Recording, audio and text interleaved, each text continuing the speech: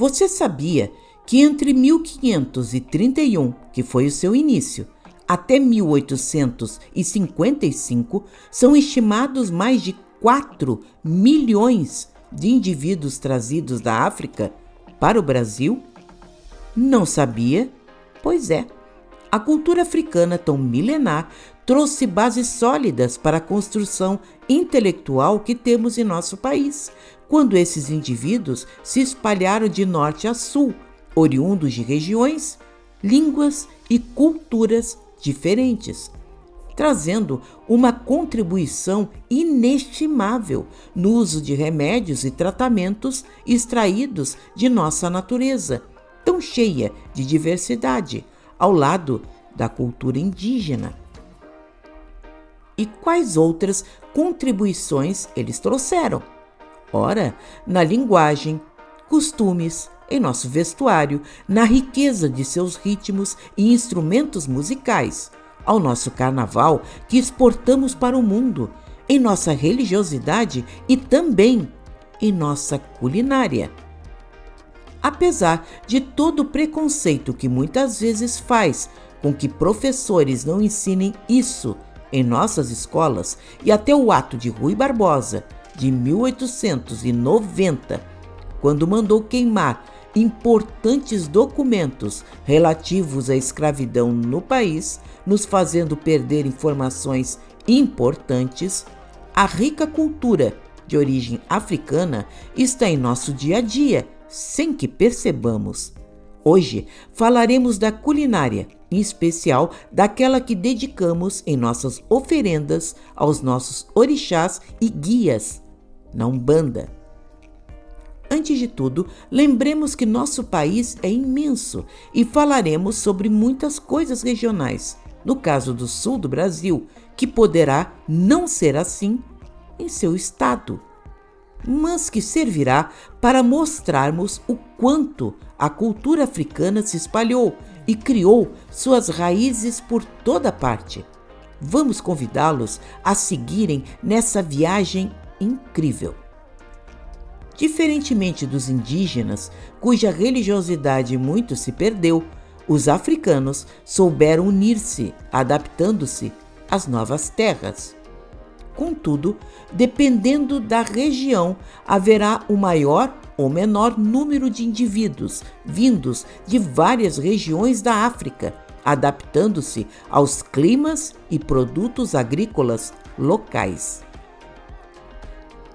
Por exemplo, na Bahia, é forte a influência iorubá com toques jeje. No sul, a predominância da cultura banto-angola, de origem crioula, ou seja, feita de indivíduos já nascidos no Brasil, trazidos para cá. Isso será muito importante para entendermos as diferenças culinárias religiosas de cada lugar. Tudo são sutilezas que exigem conhecimento para que possamos entender melhor esse universo que envolve a Umbanda no Brasil, sem nunca perdermos nossa essência, que será aquela trazida pelo caboclo das 7 encruzilhadas.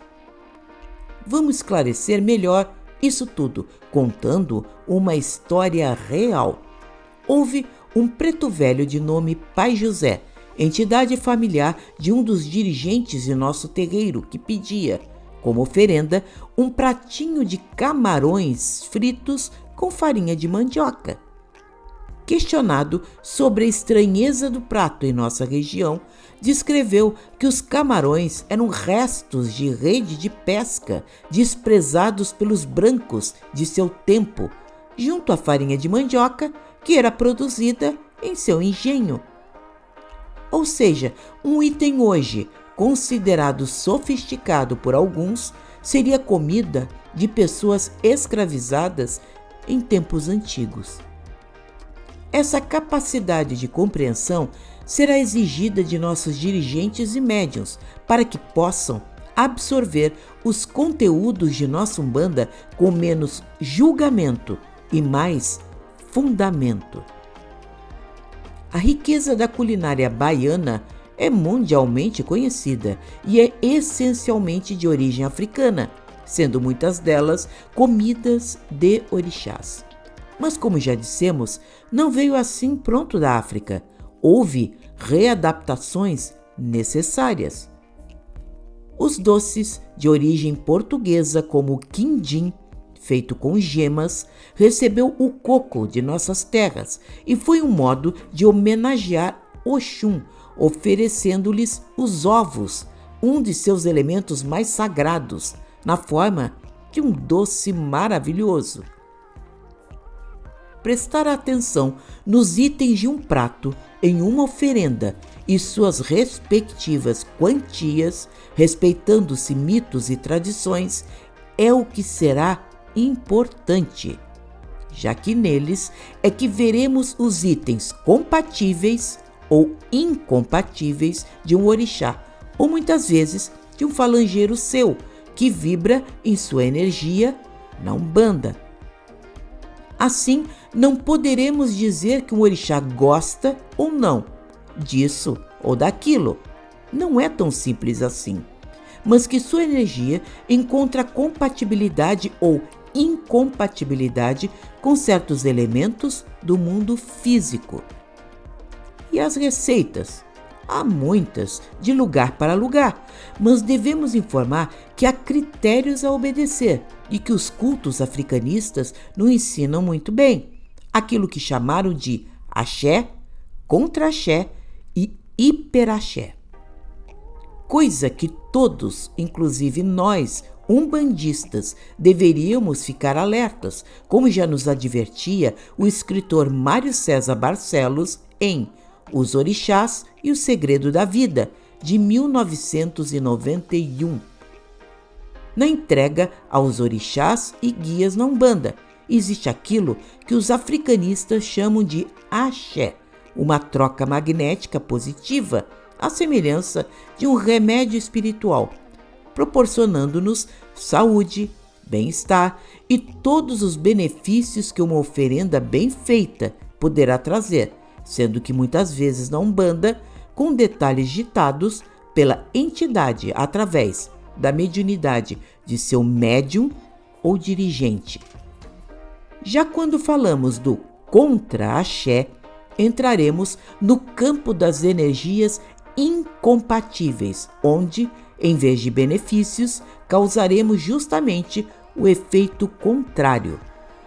São aquilo que chamamos de proibições, as quizilas dos orixás, que poderão afetar seus falangeiros e médiuns, e que devem ser manipuladas com extremo cuidado pelos dirigentes, que saberão quando e por que usá-las. Já no hiperaxé, será aquilo que chamam de esquentar chão, incluindo-se aqui todo tipo de excessos, oferendas ou ebós, como chamaram no candomblé, de tal modo que se cria um campo vibratório extremamente prejudicial ao terreiro e às pessoas, exigindo a lida de certos elementos para o retorno de seu equilíbrio.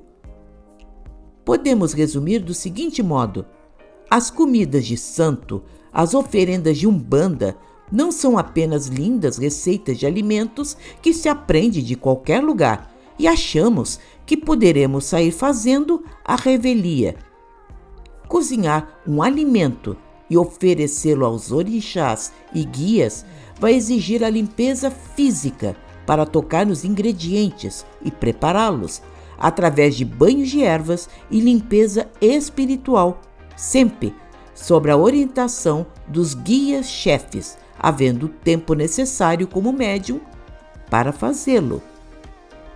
Vai exigir conhecimento para entregar um axé, sem infringir o contra ou hiperaxé, acabando por produzir um efeito desastroso para quem faz, ao terreiro e à pessoa que recebe, mais prejudicando do que ajudando. Como já advertimos em vídeos anteriores, todo jovem médium sempre se sente tentado a sair experimentando, fazendo receitas de comidas religiosas, mostrando aos outros que já sabe fazer aquilo. Fazer um delicioso acarajé e comê-lo em família é uma coisa, mas oferecê-lo ao orixá será outra bem diversa. Na dúvida, converse com seu dirigente, que sempre estará disposto a dar-lhe uma boa orientação. E lembre-se, nunca erramos quando menos for mais. Comida de santo, de guia de Umbanda, é uma química sagrada, onde lidamos com as energias da natureza e dos planos mais altos para auxílio a quem sofre. Vai exigir sempre muita responsabilidade. Gostou? Dê like, compartilhe em suas redes sociais. Toda semana um vídeo excepcional, feito com imenso carinho para você. Até a próxima!